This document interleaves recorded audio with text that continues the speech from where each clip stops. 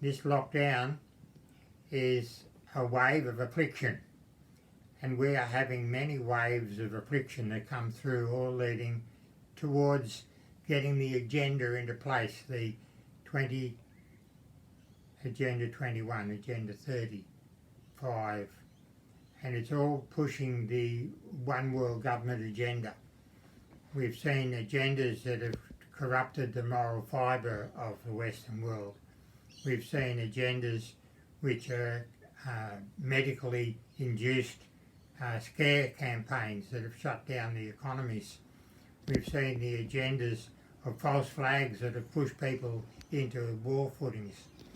And now we are really looking at an agenda of an economic crisis, because over this first half of this year, governments have been pushed to the brink.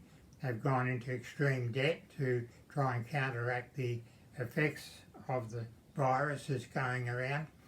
And sooner or later those debts are going to come calling for repayment. Interest rates will go up again.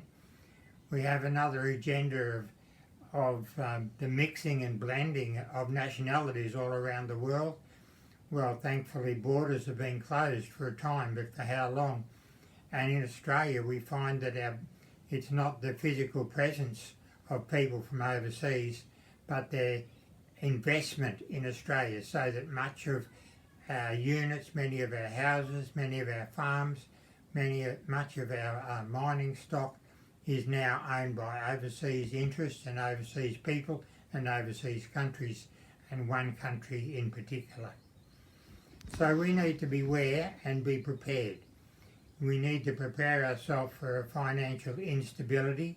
We need to prepare ourselves for instability in the power supply. We need to prepare ourselves to be cut off from having free speech and losing our freedoms, because all of these things are coming in the future waves of the next thing could well be a shortage of food supplies. We've had 10 years of drought here in Australia, and in many places transport has been reduced so that the movement of food around the country is reduced. It's going to be much worse for people living in the city. So if you have the opportunity to avail yourself of getting out of the urban environment, it would be a wise thing to do.